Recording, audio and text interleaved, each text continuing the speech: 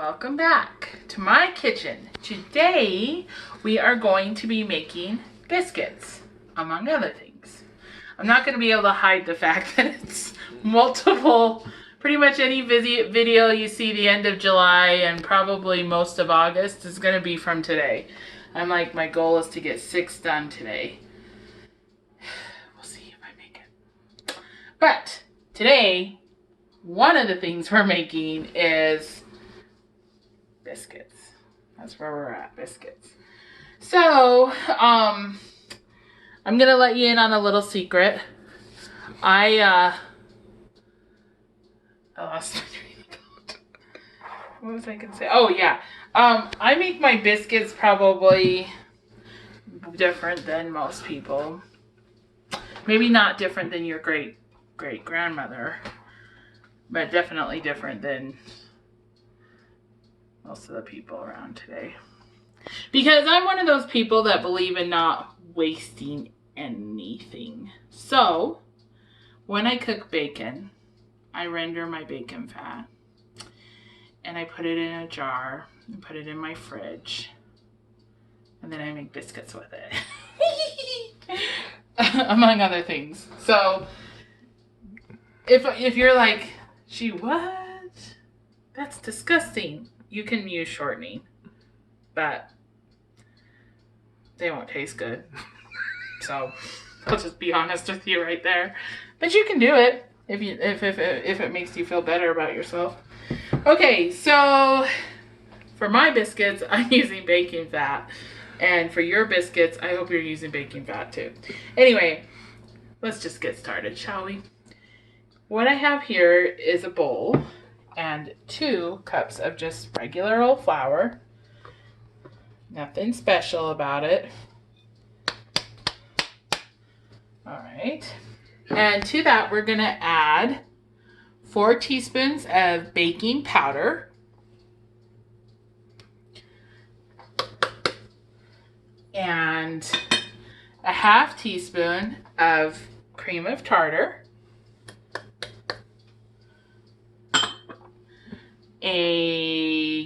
Two tablespoons of sugar, and a teaspoon of salt.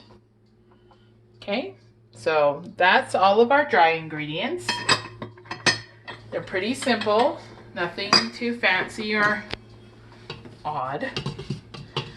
And I just give that a little stir just to, make sure everything's together. Okay, and to that we're gonna add a ½ cup of bacon fat.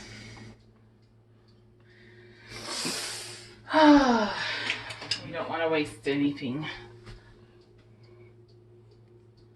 So, there we go.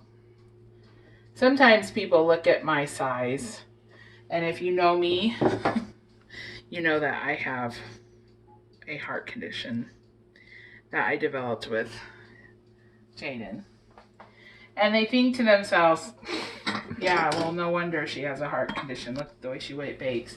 But I want to let you know that my cholesterol and my family's cholesterol and anyone who comes into my house, their cholesterol is just fine. Like, as a matter of fact, I have really good cholesterol levels. So I think cholesterol is more inherited than it is. I firmly believe that. And I know you can find a medical study to back anything you believe. But just judging from the odds here, I'm going to say that it is that. So what we're doing is, I guess I need to stop talking about cholesterol and I need to start telling you what we're doing. We're making, like we have a million other times, we're using our pastry blender. By the way, Brian's so nice. I have to say, sometimes when I make these videos, I'm like, oh, we're making this because it's Brian's favorite. Oh, aren't you shocked? Well, the reason I spoil him rotten is A, he deserves it. He is a good man, and he works really hard. B, he spoils me in return. Anything that I say I'm having a hard time with in my kitchen. He's like, well, what can we get you to make it easier? I'm going to pull this out real quick. This is just the bacon, probably old pieces of bacon from the fat, but they look ugly in biscuits. So he got me a new pastry blender after the whole shortcake fiasco. It works great. Look, my hands are clean. I didn't have to use my hands. And you saw how quickly I did that because you were with me the whole time. So this is what you want. You can see, like, if you give it a stir, they kind of clump together. But other than that, their pea sizes are smaller. And so that's what you're looking for. Once you have that, we're going to pour in the milk. And after the whole shortcake fiasco, I'm not using lactose-free milk. Let me tell you, I am using regular milk. So this is 2/3 cup, just regular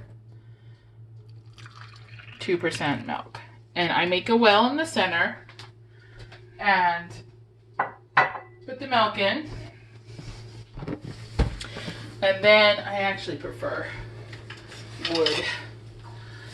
And then I grab a wooden thing. And again, remember, we don't want to overmix.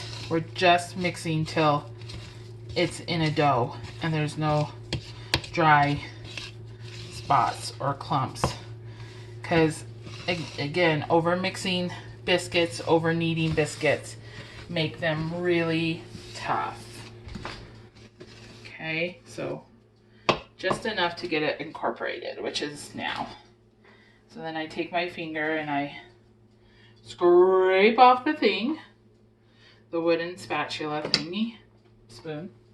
Let me put these out of my way here. And then what we're gonna do is gonna sprinkle our countertop with just, let me move this so you can see, with just a wee bit of flour.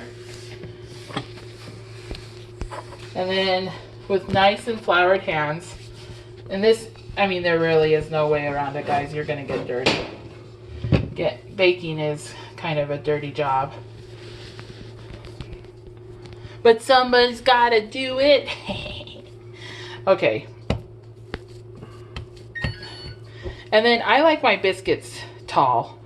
I don't like them wimpy and oh, little wimpy biscuits. No, bake them tall, bake them good.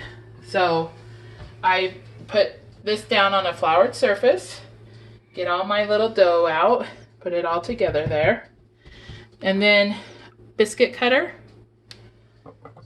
you can flour it. And then I would say this is about 1 inch thick, maybe even a little more than 1 inch. And you're just gonna cut biscuits with your biscuit cutter. By the way, if you don't have one, you can use a floured glass, but they're very inexpensive.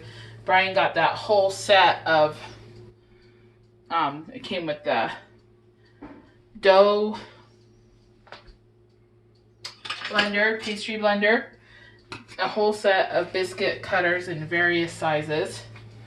Oh, real quick before anyway, this brush, something else, I can't remember what. Oh, an egg separator. All for $20, I think, on Amazon. So that's not too bad. What I'm doing here is I just have an enameled cast iron pan. And I melted some butter in the fridge. I melted butter in the fridge. Melted some butter in the microwave. And I'm just brushing it on the bottom of the pan. And then, yeah, you might want to come over, babe. We're just going to put these biscuits. Now, the same rule applies for these as did our strawberry shortcakes. You want them to touch each other because they do rise better. I know that you guys were like, man, does she even know how to bake? When I did the strawberry shortcakes. Hopefully these biscuits turn out better so you know that I do. I can tell you right now, the dough feels right. That lactose-free milk, I don't know. Might have to do some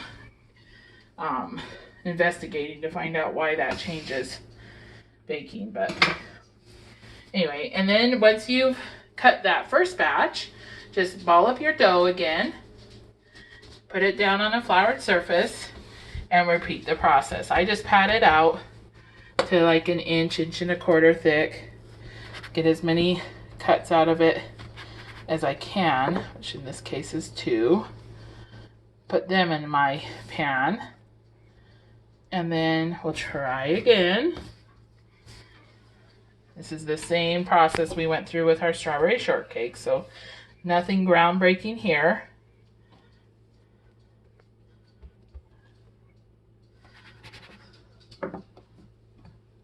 And you can see I don't want to spend a whole lot of time even messing around with the dough, because I don't want it to get tough. There's nothing worse than a tough biscuit. And then I just hand shape this last dude into about the right size. Let me give myself a little room on this one end of the pan here. Meanwhile, when I started this whole process, I set my oven to 450 degrees, and so it is up to temperature. Biscuits cook at a very high temp. So 450, we got 7 biscuits, and we're just gonna pop these in the oven for 10 minutes. And at the end of 10 minutes, I'll bring you back and we'll take a look if we need to increase our time or if they're done. Welcome back. I haven't actually put them in the oven because just as I was about to, the Lord was like, you forgot the butter. Oh yeah, I did. So again, with our melted butter and our brush here, we're just gonna brush on some butter on the top of each biscuit. Now this is before we even bake them. Just to make that super duper clear, guys, the Lord reminded me right as I was about to shut the door that I hadn't done this. And I actually forgot to do it on my shortcakes. You don't brush them with butter, but you put a mixture of sugar and salt on top of them. So if you do that, I mean, they're good either way, but they're over the top with that. And I forgot to do it for you guys. Anyway, okay, once those are brushed, I mean, I bet that's less than a tablespoon that I used for the whole kit and caboodle. It's because I melted 3 and you can see how much I have left. I knew I'd use it all by the end of the day with all the baking I'm doing today. So now we're gonna put them in the oven for 10 minutes. There we go, nice hot oven. 10 minutes later, I'll come back and show you what we've got. We're back. 10 minutes has expired. Let's take a look at them. All right, so you can see they're turning golden. They've puffed up nicely, but you can kind of see in those cracks that it's just a little dark and heavy looking. So we're gonna go ahead and give these another 3 minutes. So we'll check back in a minute. Okay, our 3-minute timer has just gone off. Yes, now they're done. Okay, you can tell that they're done because that crack that was kind of split again, even wider, and now you can see that it's baked. And then they're nice deep golden brown. So those are done, and it's really as simple as that. And they're very good. They have a nice kind of smoky bacon type flavor, not overly bacon. I wouldn't say they taste like bacon, but they hint at bacon. And they're really good. They're just good. They're good on a cold winter day with soup. And they're good on a summer day with honey and butter. So that's what we're eating for lunch today. But anyway, so that's biscuits. I hope you enjoy them. I hope you enjoy making them for your family. And other than that, I don't have anything else to say about them, do I, Brian? No? Okay, good. Then I just want to say to you, I love you, we love you, God loves you, and God's got this.